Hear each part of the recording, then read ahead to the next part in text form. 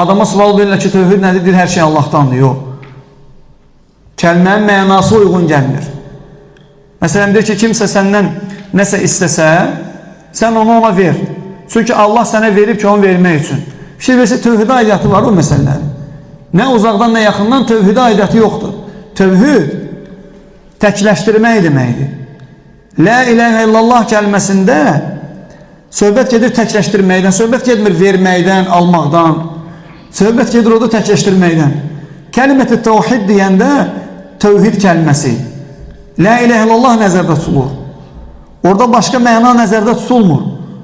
İnsanlara tövhidin mənasını görə necə satdırırlar.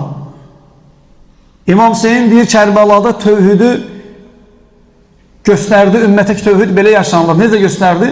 Evladını verdi Allah üçün. Uyğun deyil. İmam Hüseyin tövhidi ən gözəl yaşayanlardan biriydi. Bir gün İmam Hüseyin Peyğəmbər sallallahu aleyhi ve sellemin qəbrinin yanında durur. Bir nəfər gəlir, girir Peyğəmbər sallallahu aleyhi ve sellemin qəbri olan evə, Ayşə anamızın evinə. Orada bir dənə balaca belə pəncərə kimi yer var idi. Ora daxil olur, orada dua eləyir. O da deyir ki, mənim babam eşitdim atamdan, atam da babamdan deyir ki, mənim qəbrimin yanında dua eləməyin. Qadağı eləyir, qəbrin yanında dua eləməyə. Qəbir ən əfsəl adam olsa da belə. İmam Hüseyin bəli tövhidi yaşayıb, amma o əməli tövhidə dəlil deyil. Allah üçün ola bilsin kim evladını verib və yaxud da hansı malını mülkü verib, amma o tövhid deyil.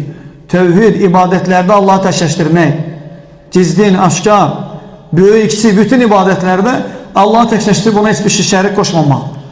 Ona görə deyəndə ki, onları dinləməyin, onlara qulaq asmayın, özlərinə uyğun, bilirsiniz nə üçün deyir vermək? Onlarda ancaq almaqdır. Almağı tövhid göstəriblər insanlara. Ancaq alırlar. İnsan da deyir, tövhid Allahı təkləşdirmək, verməkdir, sən onda qoy biz də verək. Tövhid budur. Tövhid verirsən, bəli, bütün canını Allaha ibadətlə, həyatda təkləşdirməklə verirsən Allaha.